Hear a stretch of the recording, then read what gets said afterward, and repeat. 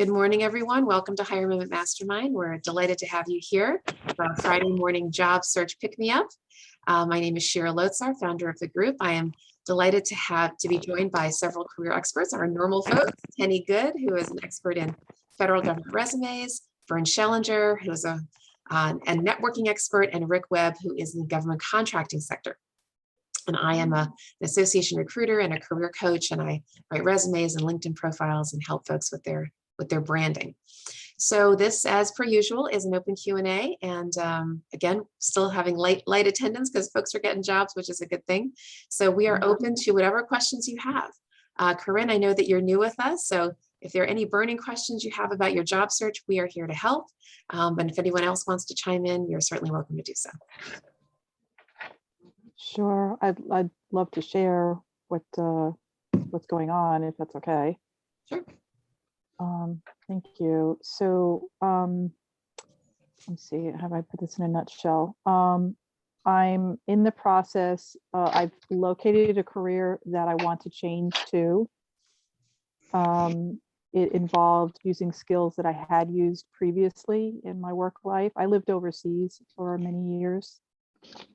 And so I had been working in customer service. And now I'm just trying to find a part-time job just to keep me going while I do this career exploration.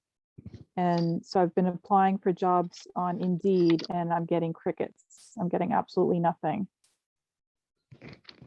So I don't know if anybody has any insights about just how to go about doing this, or are you applying are you applying now for customer service jobs? That's what you're applying for now? Yes. Right. Yes. You're applying for specifically for part-time roles. Correct. Okay. So does your resume specifically indicate that you're looking for customer service work, and does your resume also highlight your customer service experience? Yes, it does. I made a very detailed resume. I put in my objective that I was looking for part-time work, and I've only been doing this for a week. So okay. I've been only searching for part-time jobs because I could get a full-time job if I want to, but I don't, because I want to put my energy into this other career. So there is an organization called Flex Professionals, and they actually specialize in placing people in permanent part-time roles. Oh. Now they're in the DC area. I don't know if they're national. I think that they do, but you'd have to check them out. And especially these days with remote work, it's very likely that, you know, companies here in this area are open to hiring people from different parts of the country. But I would definitely check them out. And, you know, job search takes a while. So I realize it's only been a week. It really does. And so it's important to have on your resume, I would say a career headline. So not just an objective statement, but in bold, sort of big font to say, you could say, you know, customer service professional, or seeking part-time customer service professional role, something like that. But that's sort of, you know, that stands out. And then also throughout your resume, you highlighting the terms customer service wherever you can. And also make sure to customize your resume for the different jobs. You don't want to just have one version. You need to have multiple versions. In other words, a tailored resume. It's really, really important because the employer is scanning for their job, right? You've written it for your experience, but they have specific requirements. So it's important to make sure that you're using their language. And another tip that we always talk about is finding an internal champion. In other words, somebody who can flag your resume to the hiring manager. And one of the best ways to do that, Corinne, is to put the name of the organization into LinkedIn, into the search bar, into the upper left-hand corner, and hit enter. And when you do that, the people who work at that company will show up. And you want to look for whoever the hiring manager is, if you can figure it out. And if that person hopefully is second level connected to you, then you look for your mutual contact, your mutual first level, and see if that person would be willing to champion your candidacy. And what you do is you email that person that first level contact, and say, hi, so-and-so, I noticed on LinkedIn that you are connected to ABC hiring manager. I've recently applied for this role. Here's my application. Would you consider forwarding my resume and cover letter to the hiring manager for extra consideration? Okay. Yeah. It's really important to get that champion, right? Yes. Because otherwise you're just one of a million resumes that they're seeing. It's really tough because they tell you how many people have applied. It's like 350 or 500 That's exactly people. right. That's right. Yeah. That's right. That's why a lot of people are not getting traction, on the job boards, LinkedIn, Indeed, any of these things. It's really, really tricky. So one of the best things you can do beyond going to the job boards, we talk about this here a lot, is networking. It's all about networking, Corinne, all about networking. You need to be fanning out to your contacts, your friends, your colleagues, people in your neighborhood, and former colleagues, that you used to work with. Anybody who knows you, likes you, and trusts you, right? Yeah. Those are the folks who need to know about your job search. They need to know what you're looking for, because you never know who knows people. You never know. You could know somebody who has has nothing to do with your space, but they know somebody. Your next door neighbor, right? I mean, truly, there are so many people out there who have leads that you're just not even aware of. We had somebody come on this. We had a long time job seeker for a while, and a few months ago, she came on and shared a little testimony of how she got her job.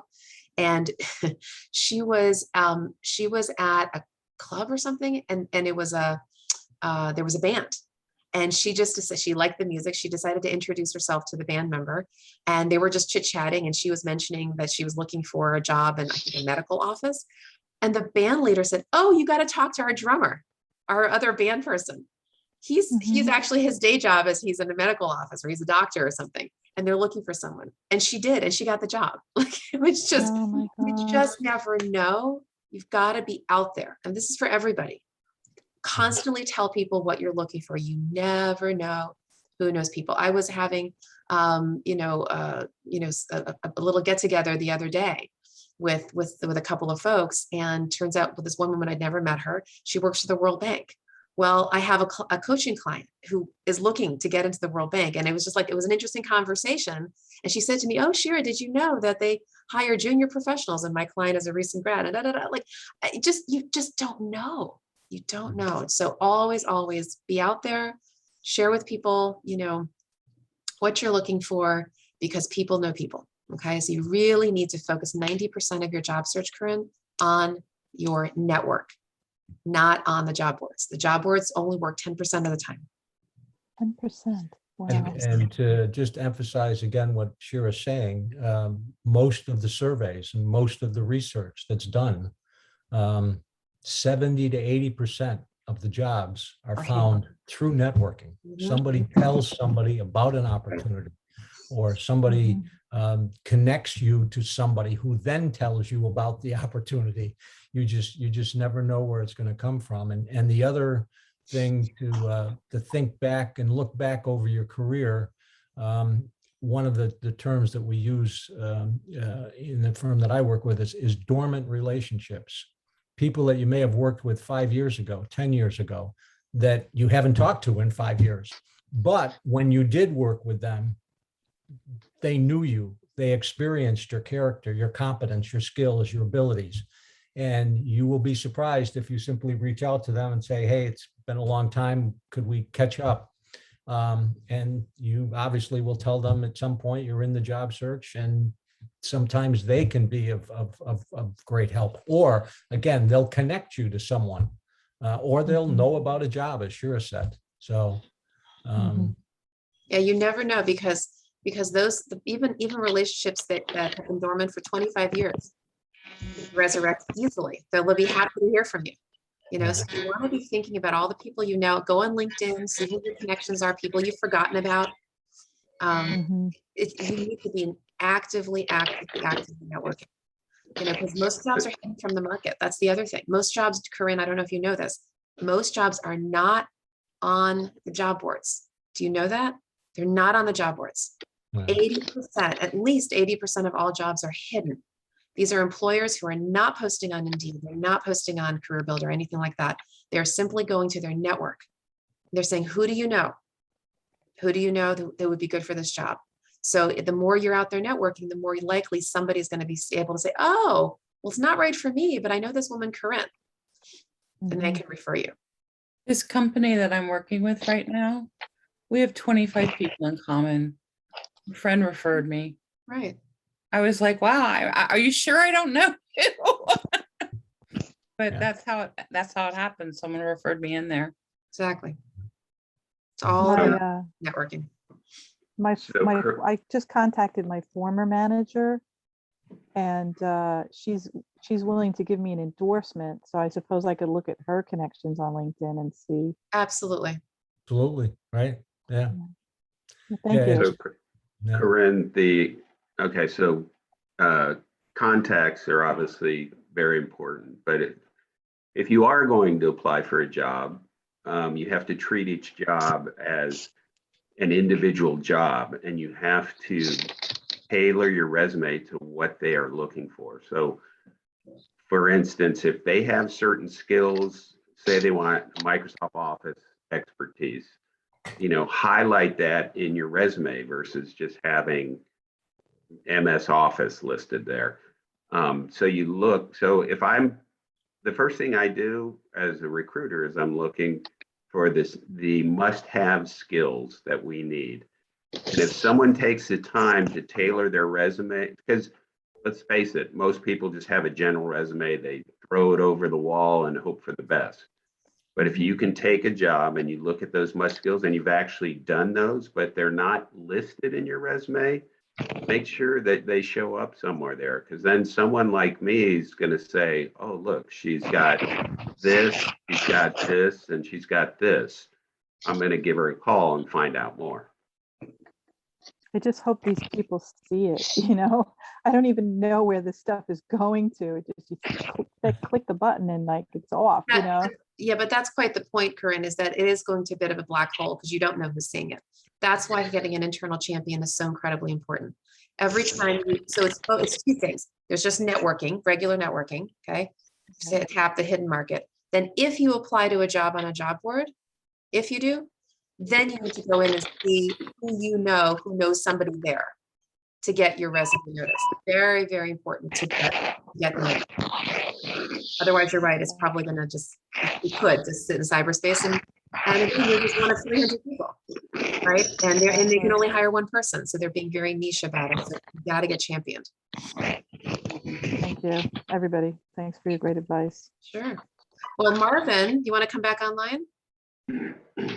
Marvin got a job. Good morning. Way to go, Marvin. So Marvin, do you want to share a little bit of your journey with us? Yes. This is that job that I have been applying for. It's in the private sector. And I talked with Vern and he helped me on a few things. And of course, Shira had just been there and you all, the whole group have just been encouraging and giving me, direction and how to navigate through and hold on and be patient. And so through all of my, I guess, falling out of the treehouse during the period of being patient, it all panned out. I got a call. I did do a counter offer, and they didn't give me everything that I wanted, as far as the 15% more than what they was initially going for. But it's something that I could live with, and it's something that was more than they originally offered. And so they did add some more perks to it. And I am ecstatic about it. I'm preparing today my resignation letter with the Department of Transportation. And my last day is gonna be the 22nd of this month. And the 25th, I will transition over. So I'm gonna take 2 weeks off and do absolutely some fun stuff. I don't know what that is, but I'm gonna do some fun stuff just to kind of, rest and get my mind and everything ready for the new transition. And on the 25th, I go over at 7. So I got like perks like make my own schedule, the times that I want to come to work, and so it's just a lot. It was, I mean, and I didn't know Shara and Vern and Teeny and everybody and Rick who helped me. I just didn't even know that, in negotiating, you could get something like this. I've been the last 20 years, I've been in government. So, in government, you come in as a grade and each year you might get your next grade until you cap out. And you just kind of stay capped out with your grades and your steps. And, there you have it. If you get a cost of living increase, that's it. That's all. And you just kind of wait for the gold watch on the day of retirement, So I knew nothing about negotiating. I really, really didn't. And really it was through this platform and through Shara's help, that and Vern really did some coaching with me, and some things to kind of look for. And I cannot, honestly, I cannot thank this team enough for, the efforts and what you all do and from your heart and like at no cost to us. These Fridays have just been phenomenal for me. And I was working. I've been working for the last 20 years. So to be able to benefit from something like this at no cost and from your heart and know that it is God driven. I mean, if I was a crier, I know I'd be crying now. I just don't cry easily. But I cannot thank you all enough for what you've done from your hearts and the passion and the love that you all have for us who are trying to, get back and get going again. I mean, it means so much to me. And I again, this new chapter is just, I'm not getting off. I don't know how often I can get on, but I'm not leaving. All right. This is not a goodbye. This is not a goodbye. I just don't know how often I'll be able to get on Fridays, but I can't stop. I got addresses and LinkedIn addresses, so you will be seeing and hearing from me as I move through this new transition, because I had shared, like when I first started, like I was really apprehensive, 58, years old, what about the young people that I'm gonna compete with? And Shara, I heard you say something. This job wasn't even posted. I applied for a safety manager and they turned that after seeing my resume and interviewing 3 times. They turned a safety manager and says, we don't even want you to come in on the safety department. We want to bring you in the training department. And they made me the deputy director of training and development of the organization with the potentials that the director is going to be retiring no later than February of next year, and saying that you will then move to the director's position. So, I mean, and when I looked at the job description, because I asked them, like, what's the job description? It was the funny thing. And Vern, you saw my resume, and Shira, you saw my resume. Everything that was on my resume that I'm, certified as an instructor to do is what it was said in the job description, that you got to have these skills. I mean, who does that but God, And I cannot stop giving God the glory. And certainly, I've talked about you all week about my Friday morning group, and it's phenomenal what has happened. And I just want to say in closing, God has no respect of person. If he can do it for me, he'll do it for everybody. That if we stay faithful and true, and I tell you, you all know my patience wear out fast. I does not specialize in patience, but you kept me being patient, and you kept me, saying, Marvin, just hold on. And this is how it happens in the real world. And I did that, and the rewards is this. And again, I thank you all. I do, from the depths of my heart. I thank you all. So, Wow, we're so I'm not leaving. I'm still here. Thank God. Praise the Lord. Yes. Marvin, we're so excited for you. It's great. That's great. Great job, Marvin. So, Thank you, Vern. yeah. That's quite a testimony. Absolutely. Thanks, Sonia. Share Thanks. it. Yes, I am. You all have been my Friday morning strength, so I am, definitely. No. Fantastic, Marvin. That's great. That's great. We'll pay it forward and let us other people know about us. No doubt, no doubt. Great. That's great. All right, guys. So who has another job search question for us?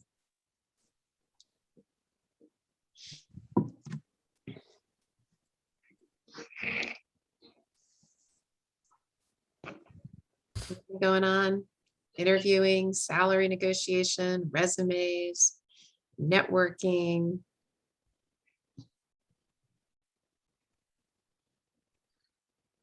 Mhm. Getting into the federal government, age discrimination, LinkedIn. Mhm.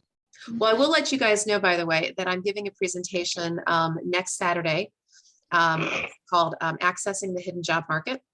Mhm. And it's going to be a career confidence. It's online. So I'm going to put this in the chat. It's career-confidence.org.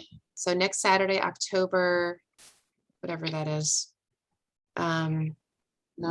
9th. October 9th. Yep. It's 9 to 9. And it's a 9 to 12 situation. They have a networking break in the middle.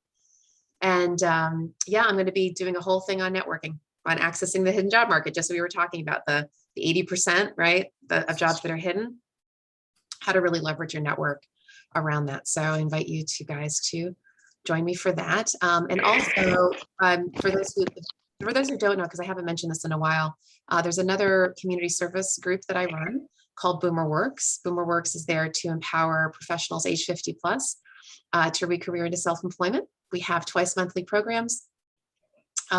One is educational, and then one is called a growth group. Olga, I know you've been on many of our calls. It's good to see you here. Thank you. Yeah, and so you don't have to be 50 plus, but although we cater to that crowd, but you can be any age.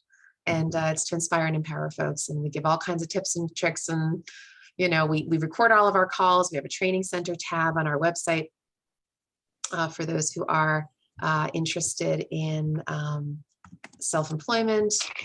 I'll just pull up the website right here. It's boomerworks.org. When you say self-employment, do you mean specifically entrepreneurship, or? It could be anything from being a freelancer to small business owner, anything that's not working for, not a W-2 employee, right? So working for yourself in some capacity, whether it's just a side hustle and hobby or a full-blown business, anything that has to do with you generating your own income. I see. Thanks. And we have our meetup tab right here for upcoming events. This is our next event, our growth group. And the rest of our events we have here for 2021 and 2022. So we've booked out through April. We keep on getting new speakers, and they're all on all kinds of interesting topics. And then our training center tab is here.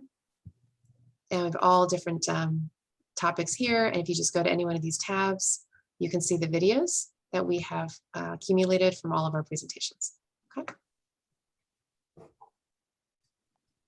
All right, so with that, any other job search questions? Yes, Sonia. Yeah, I have a question on approaching an organization. I'm connected to a group, and I see organizations that are like what the major GovCons are doing. They're adding, they're subtracting, multiplying, dividing. And I've seen some organizations, especially out in Loudoun County, it looks like they could be startups or whatever. And some kind of way I get messages from them. And I've just been curious as to, do you think it would be beneficial for me to approach the companies to make my skills available to them, like basically to set up their HR departments? Because I am an HR consultant as well as a practitioner. I'm more practitioner than consultant. But do you think that would be a good situation to approach? Like they always have a CEO, always have a CFO, and then, you know, the operations group. But I don't necessarily see, because I always check the website. I check the leadership to see who's what, and I don't see anybody for HR. When you said the hidden job markets, what did you say? Yeah, the hidden job market, that crossed my mind. Maybe that could be a hidden job market. It could be a job that's needed, but they don't know how to find somebody. And I just opened the gates, so to speak. I For mean, sure, is that for sure, Sonia. And one of the things you got to remember, and I know you know this, but I think you've worked for larger companies. The threshold for actually hiring a full-time HR person is typically 40 employees. Okay. right? So Right. if they're smaller than that, they're not going to need a full-time person. They might need a consultant. They might need what's called a fractional person, where you come in like a couple days a week, what have you. So if you're open to that kind of thing, absolutely call those folks, because they don't know what they don't know. They don't know what they Yeah. need. And when you said that term hidden job market, that crossed my mind. Yeah. That maybe that's something, because I do like, you know, we're in Q4 right now, and that's the toughest time in HR, because you're truing up everything, making it compliance and this, that, and the other. But I was thinking about that, but I didn't know if that was, I'm gonna say, proper business etiquette, you know, because see, I don't have anybody to introduce me to anybody. I just go on LinkedIn and just kind of put the word out. Sonia, just for your information, I don't know if the at least when I was in DC, there were two different companies. One was called Knowledge Works. It was founded by someone who I know, who's in my network. He's since moved on. He sold the company, but he founded Knowledge Works as an HR consulting business for small businesses. And just as Shira said, small businesses could hire HR expertise from Knowledge Works on an hourly basis to work on a single project. They could have an HR director come in physically 1 day a week. They could have somebody come in 3 days a week. He had expertise, you know, if it was a compensation issue, benefits issue. He had created a group of knowledgeable HR people, and they all worked for Knowledge Works, and you know, under that banner. And there was at least one other firm that did the same thing, and I'm blanking on, you know, the name of the firm, but you ought to, you know, search. You might be able to hook up with one of those firms. Nothing wrong with what you're saying, other than it's going to be more of kind of a cold call, it sounds like, to them. But you're right. A lot of small businesses, as Shira said, they have HR problems. You know, as soon as you get 5 employees, 10 employees, you have, you know, you could use some HR expertise, but they don't have the budget, the wherewithal to hire a full-time, you know, HR person. So. See, we're getting a lot of business out here in Loudoun County, and the data centers they're cropping up almost overnight, and they're huge. The facilities are huge, and I've been trying to figure out, you know, how to break into that, because I don't know anybody and they don't know me. But it would be an opportunity if something like that could work. And well, I didn't know. The other thing I would say is, you know, start to reach out to people in your network who know you well, right? And tell them exactly what you're telling us, right? You know, you know, do you know anybody that's in this space? Have you heard of anything like this? And again, you never know where, oh yeah, I do know the CEO of this small startup company, or I know somebody who does work there. So. Okay. Yeah. Did you say Knowledge Work is still in business, but it's I don't know. I don't Okay. know. It was founded by a guy named Tom Weimer back in the early 2000s. He sold it sometime like 2007, 2008. And he sold it to one of the employees who started with him. I just don't know if it, I mean, I'm going back 10 years now, so I don't know that it's still in existence, but you might, you know, Google it, or, you know, again, do some research and see if you can, you know, get connected with them.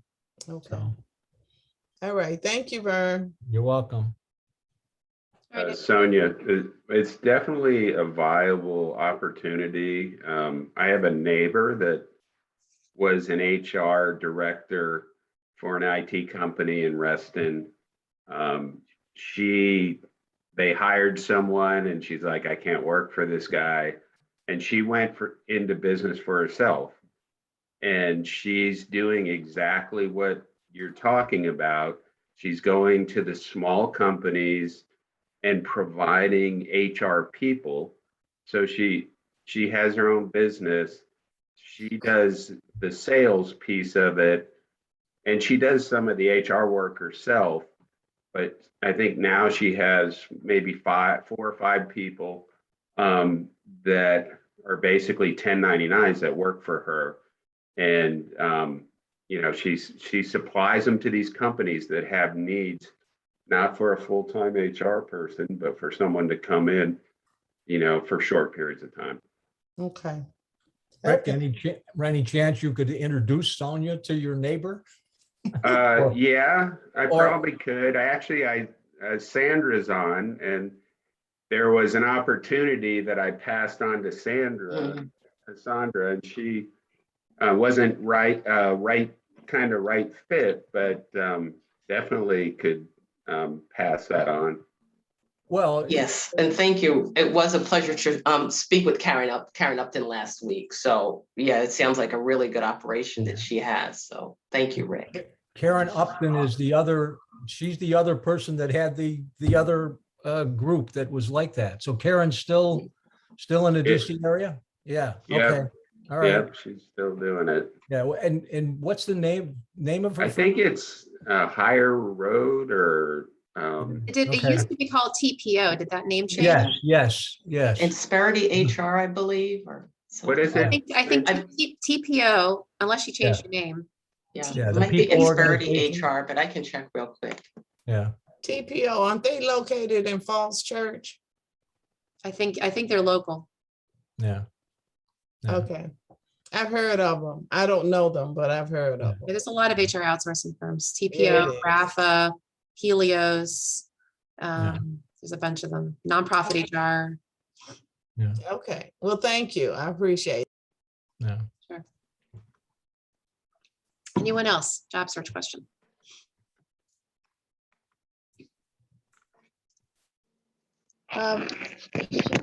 Everyone, we're looking for something with the U.S. government out of the country. Do you know anything about it? Do you all? Could you be more specific, Olga? My husband has a background as a biomedical engineer, and I am a project manager, associate project manager with some childcare and IT background, because we want to travel. But can you be a little more specific as to what you're looking for? Like Like I said, overseas? go ahead. So are you looking for, I'm confused. Are you looking for a government position overseas in biomedical? Yes. And yeah, it will start off with him first. He has a biomedical background. And you're looking to work for the US government overseas? Yeah, or UN, anyone, any UN, but I think for now, US government might work since we're here. Have you looked on usajobs.gov? Have you looked on there? Yes. If you're not finding We just anything? thought, yeah, but we just thought that someone who has some US government background would be able to tell us more about the process. I can certainly tell you about the process. I mean, you do definitely have to pack your patience and your persistence to apply for federal jobs. And you do need a federal resume, which is very different than a private sector resume. Federal resumes are anywhere from 3 to 7 pages, and on average about 5 pages. And you really have to show a lot of depth of your skills and your experience. But it sounds like if you have the education and the experience, I mean, you could definitely build some good ones. There is an agency called Millennium Challenge Corporation. I didn't hear the second word. Challenge, Millennium Challenge Okay. Corporation. Yeah. Don't let the name corporation fool you. They are a government agency and they do a lot of international humanitarian work. Okay. And they're one of the smaller agencies that you might want to take a look at. Thank you so much. I appreciate Very welcome. it. Means a lot.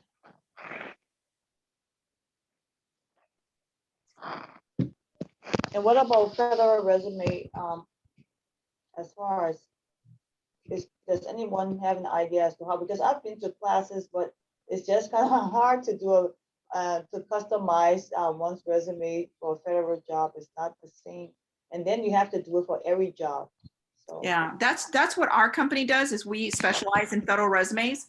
We're federal job results. So take a look at us.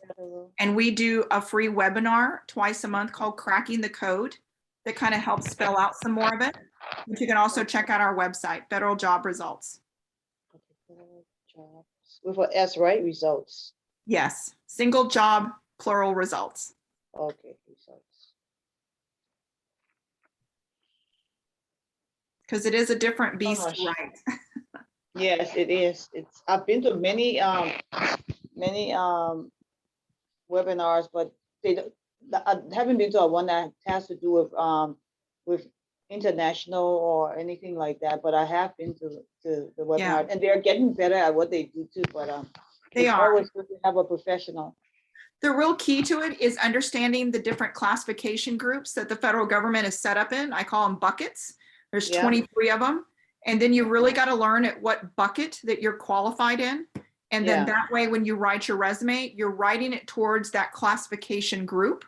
And you're using all the federal terms for that group while weaving in your achievements, your experience, your accomplishments in there. So it's a matter of finding out really like project management falls in what they call the 0300 classification group. So if you go onto usajobs.gov and just put 0300 in the search bar, you'll see all the titles that come up that fall under that group, and project management's one of them. Oh wow! Thank you very much. You're very I'll welcome. definitely be coming to see what your webinar. Please do. Like yeah. Thank you so much. I'm going to pop my email in the chat box so that you have it, okay? I appreciate it. Thank you so much.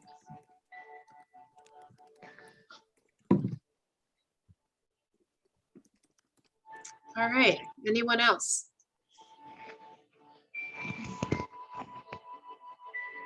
Hello. Julie? Hello. Hello, did you have a question? So I'm so thanks for sharing your insights here today. I'm a UX UI designer, fresh out of boot camp. So I was doing a job hunting for about 1.5 months now. Was just I have my resume and portfolio and just applying to the jobs. I was actually doing a networking through the LinkedIn and was trying to reach out to the HR persons. But I didn't really have a luck. I only had had 2 chances of getting the interview done. It's really hard because I'm at the very early stage of my career as a UX a designer. So, and I have a totally different background. I was transitioning my career from healthcare field to the design field now. So getting a foot to the door is really hard. And I was talking to one of my peers from cohort, the bootcamp cohort, and asking am I doing job hunting wrong? I wasn't sure how to get through this application process. It's just hard to even get an interview. Because I have student project on my portfolio, but I don't have a professional experience. I don't know whether it's really and I've been doing the networking as you just told. Yeah, it's all about the networking. It really is. But also having a portfolio, like, do you have a portfolio at all? Yes, I do. Okay, yeah, so making sure that that's on your LinkedIn profile, upload that. Make sure on your resume you have a website with your portfolio is very important. I would blog on LinkedIn. I would have a blog post around your UI and UX philosophy. I had a client years ago, a few years ago, who did that. She had a particular perspective on UI UX. It had to do with accessibility. And I asked her to write a blog, and she did, and people noticed it, and she got hired. It was really interesting. So you really just want to get out there. And I would also network with other UI UX people, especially people at your level, because sometimes those people are going to get tapped for jobs and it's not right for them, but it's right for you. Right? So definitely go on LinkedIn, type in UI UX in the search bar in LinkedIn and see who you can find who does what you do. And reach out to those people, say what you're looking for, see if you can, if they'll network with you. You never know. You never know, but it's got to be a lot of networking. We always talk about that here. Yeah. It was just, it's been about a month and a half now, and I'm getting frustrated. Yeah, I understand, but you got to have a lot of patience with it. Yeah. You know? Welcome to the job search. It's a Yeah. frustrating experience. It's really one of the most challenging things that any adult in North America ever has to experience. So, Sure. and you have to accept that. And there's rejection and there's frustration, but you just got to keep moving on. So It's true. Yeah. Waking up with these rejection letters every day. I have another question. Have you all noticed? I've been seeing it. I've seen it a few times in the last few weeks. But have you been noticing that people are putting their full resume on LinkedIn? They putting out a request, and then they'll drop, like, print it out, their full resume. Is that proper use for LinkedIn? Or But I mean, you can upload your resume. It's fine to do it. But remember, the experience section of your LinkedIn is your resume. That's what people are looking for. But there's no harm in putting and uploading it. Go for it. Yeah, couldn't hurt. Couldn't hurt. All right, any other questions? All right, well, we could end a little bit early today if you like. And so, so for those of you who've been with us for a minute, you'll know that we're gonna conclude here the traditional part of our program. But for those who would like to stay on for a short prayer call, I'll be leading that right after we conclude. So feel free to stay on for that. Otherwise, we will look forward to seeing everyone next week. Okay. Have a blessed day, everyone.